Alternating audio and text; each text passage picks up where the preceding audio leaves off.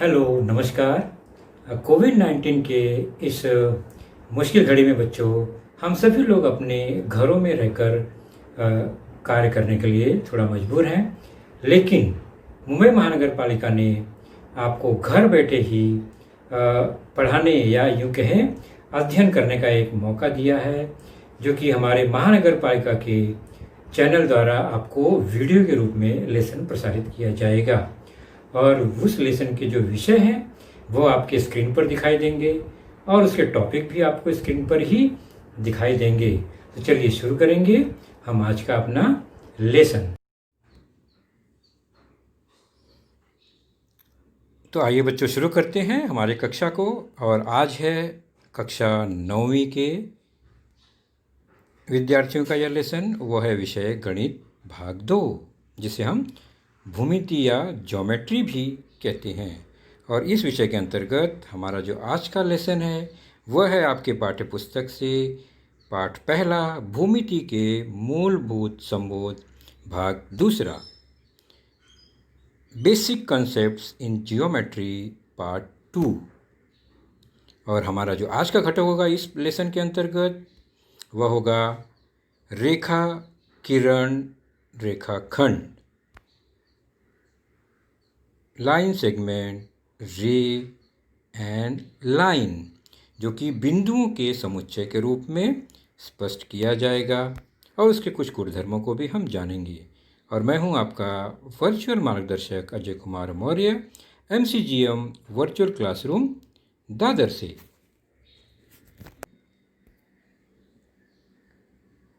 तो आज के हमारे इस लेसन में मुख्य टॉपिक क्या है? हमें जानना है निम्न आकृतियों के मूलभूत संबोध। Let's learn basic concept of line segment, रेखाखंड, रे, किरण, और लाइन, रेखा। तो इन तीन जो भूमितिक आकृतियां हैं उनके बारे में आज हम जानकारी हासिल करेंगे। तो सबसे पहली आकृति रेखाखंड, लाइन सेगमेंट। चलिए शुरू करते हैं। एक बिंदु A और एक बिंदु B हमने लिया। ये दो बिंदु हैं।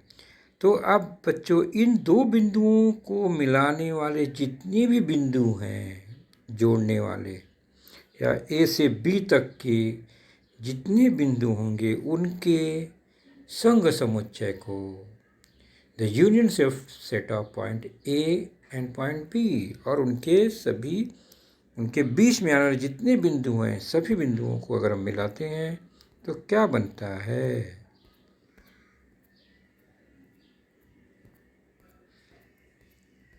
इस तरह असंख्य बिंदुओं के संघ समुच्चय को मिला देंगे A से B तक के, तो बन जाएगा एक आकृति जिसे हम कहते हैं रेखाखंड। और उसके अंत बिंदुओं से उसका नाम होगा, तो इसका नाम है रेखाखंड AB, या शॉर्ट में रेख AB।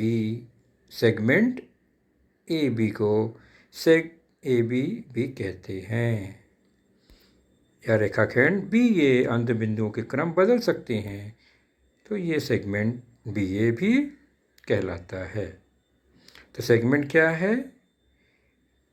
A और B को और उसके मध्य स्थित जितने भी बिंदु हैं उनके समुच्चय को हम सेगमेंट AB कहते हैं। The union of set of point A, point B and points between A and B is called segment AB. A और B उसके अंत बिंदु हैं, end point of the segment। और बिंदु A और बिंदु B के बीच की दूरी को ही रेख AB की लंबाई कहते हैं। The distance between the end points of a segment is called the length of the segment. If distance AB is equal to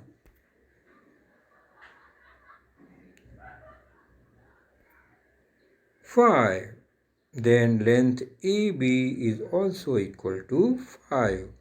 Therefore distance AB is equal to length AB. So distance AB is equal to 5 and length AB is also equal to 5. And simply we write length AB as AB is equal to 5. तो AB की लंबाई को हम सिर्फ AB भी लिख सकते हैं. तो length AB is equal to only AB. Distance AB was 5. Length AB is also 5. Simply AB is equal to 5.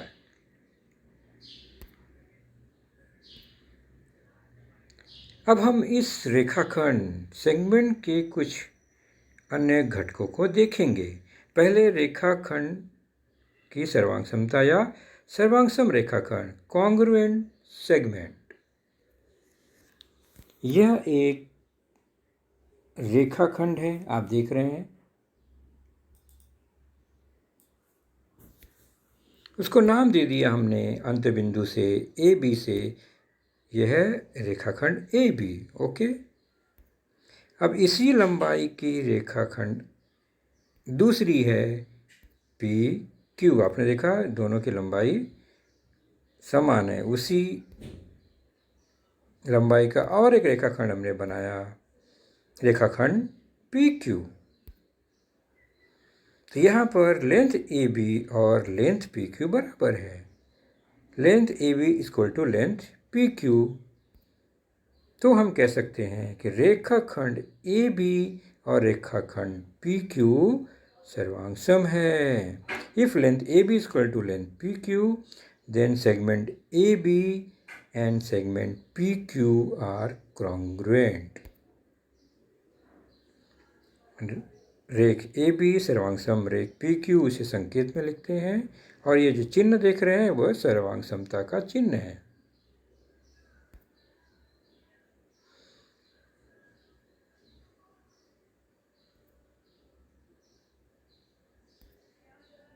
अगला भाग है, उसमें रेखाखंड में रेखाखंड का मध्य बिंदु, mid point of a segment. मान लीजिए यह एक रेखाखंड है, उसके अंत बिंदु ए और बी हैं. इन दोनों अंत बिंदुओं के मध्य कहीं पर बिंदु M है. M lies in between A and B. तो ए एम बी यह मध्यता बनती है. लेकिन यदि ए एम की लंबाई और बी एम की लंबाई बराबर हों, if length A M equal to length B M, तब हम कह सकते हैं रेख ए एम सर्वांगसम रेख बी एम या रेख M B. Length if length A M equal to length M B, then segment A M congruent to segment MB. and also बिंदु जो M है वह रेखाखंड AB का मध्य बिंदु है. Point M is a midpoint of segment AB. और एक बात ध्यान रखेंगे बच्चों, किसी भी रेखाखंड का एक और केवल एक ही मध्य बिंदु होता है. Every segment has one and only one midpoint. रेखाखंडों की तुलना करते हैं. अब रेखाखंड का अगला भाग, रेखाखंडों की तुलना, कंपैरिजन सेगमेंट.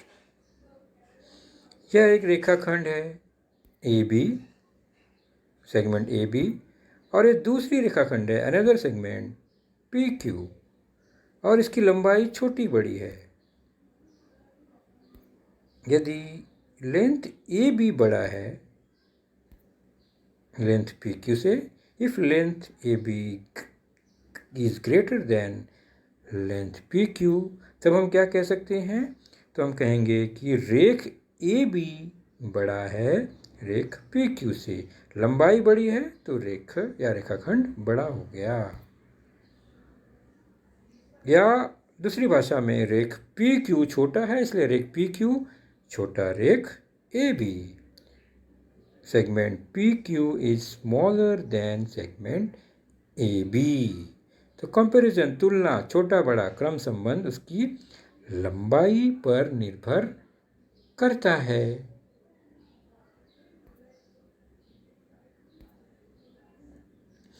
अगला मुख्य पॉइंट है, मुद्दा है किरण। रेखाखंड के बाद हम कहाँ आ गए?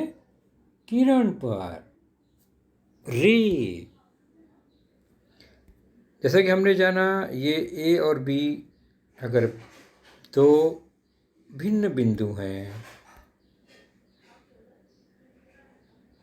तो उनके बीच के सभी बिंदुओं और उन दो बिंदुओं के संग समुच्चय को हम क्या कहते हैं? सेगमेंट, रेखाखंड कहते हैं। इसी रेखाखंड पर कहीं असंख्य बिंदु P इस तरह से हैं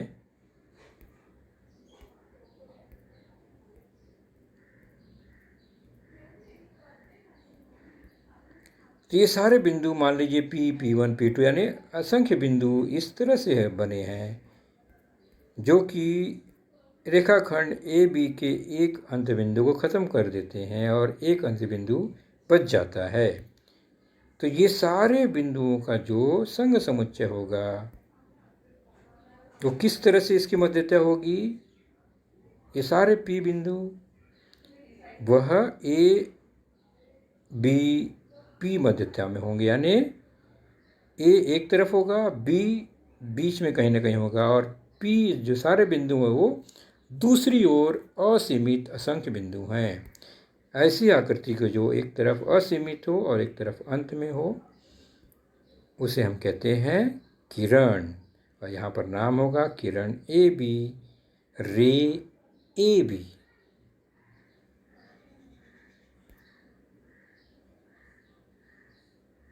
या किरण ए पी। तो ए दोनों में है, यानी उसका जो आरंभ बिंदु है वो दोनों में है, बाकी उस पर कोई भी बिंदु से उस किरण का नाम हम दे सकते हैं। तो आरंभ बिंदु ए। तो किरण ए पी और किरण ए बी दोनों एक ही किरण के नाम है, लेकिन किरण ए पी और किरण बी पी जो है वो भिन्न किरण है, क्योंकि उनके आरंभ बिंदु भिन्न हैं। ध्यान दो, पी दोनों में है लेकिन आरंभ बिंदु अलग अलग है, इसलिए वो भिन्न किरण है। तो ये बात ध्यान रखिए, किरण का नाम उसके आरंभ बिंदु से लिखते हैं। एकदम स्टार्टिंग पॉइंट से ही हम किसी भी रे का नाम लिखते हैं।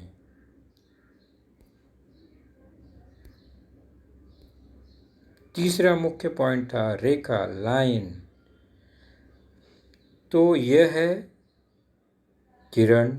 आपने देखा एक तरफ उसका स्टार्टिंग पॉइंट है, आरंभ बिंदु, और एक दूसरी तरफ असीमित भाग है, उस पर एक बिंदु हमने ले लिया बी। तो रे A B, Kiran A B. और एक दूसरा किरण कुछ इस तरह से है कि वह पहले किरण के विपरीत ओर है, यानी मिलकर विपरीत किरणें जुड़ गई हैं, दोनों आरंभ बिंदु जुड़ गए हैं तो वे विपरीत ओर बन जाएंगे।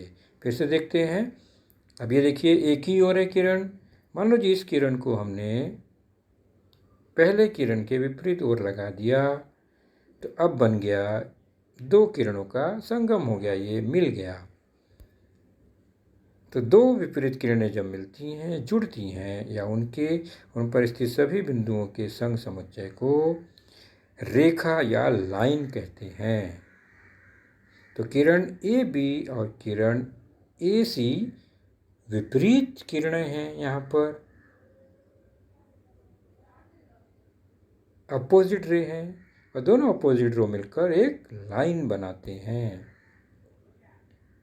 तो विपरीत किरणें रेखा बनाती हैं और रेखा का नाम इस रेखा पर स्थित किसी भी दो बिंदुओं से हम दे सकते हैं, इसलिए इस रेखा का नाम रेखा A B, Rekha A C, Rekha B C कुछ भी हो सकता है।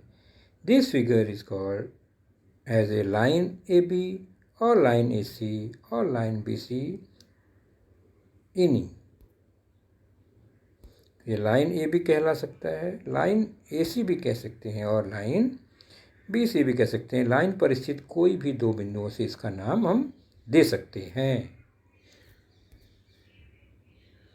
तो हमने तीन मुख्य बिंदुओं को देखा, तीन मुख्य पॉइंट को देखा, सेगमेंट और उसके कुछ भाग, उसके बाद रे किरण और उसके बाद रेखा लाइन। अब चलते हैं मिला जुला तीनों का कुछ कंसेप्ट देखते हैं। रेखाखंडों, किरणों या रेखा की लंबता, परपेंडिकुलरिटी ऑफ सेगमेंट, रेस और लाइंस। यह एक सेगमेंट है, रेखाखंड है, और यह एक रेखाखंड है। अगर ये दोनों रेखाखंड एक दूसरे पर लंब हैं तो इन दोनों रेखाखंड और उनके किरणों या रेखा के संग समुच्चय भी एक दूसरे के लंब ही होंगे, अर्थात रेखाखंड को समाहित करने वाली किरण और उनको समाहित करने वाली रेखा ये भी एक दूसरे पर लंब ही होंगे। मतलब कि रेख AB लंब रेख PQ है, रेख segment AB is perpendicular to segment PQ, then ray PQ is perpendicular to ray segment AB। तब किरण PQ भी लंब होगा रेख AB पर, रेखा PQ भी लंब होगी रेखा AB पर, या किरण AB भी लंब होगी किरण PQ पर। वो एक दूसरे पर लंब ही होंगे।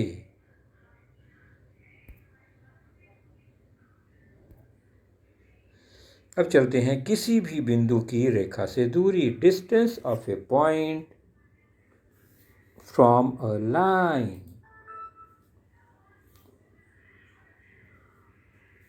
Distance of A point from a line मतलब किसी बिंदु की रेखा से दूरी। अब मान लीजिए रेख PQ लंब है रेखा CD पर, यानी segment PQ is perpendicular to line CD। चलिए ये लाइन CD और उस पर एक लंब रेख PQ, सेगमेंट PQ है। तो ये जो लंब दूरी है, यानी लंब होने पर जो दूरी आएगी P रेखा CD से जितना दूर है वही इस लाइन से P की दूरी कहलाती है। अर्थात रेख PQ की जो लंबाई है, length of segment PQ is called the distance of point P from line CD। और बिंदु Q जो है इसे हम रेखा या रेख PQ का लंबपात कहते हैं, foot. The point D is called point Q is called the foot of the perpendicular, not point D. Point Q is called the foot of the perpendicular। तो बच्चों आज हमने रेखाखंड, किरण और रेखा की कुछ मूलभूत संकल्पनाओं को देखा। यदि रेखा PQ की लंबाई 10 है यहाँ पर, तो हम कहेंगे बिंदु P जो है रेखा CD से 10 इकाई दूरी पर है।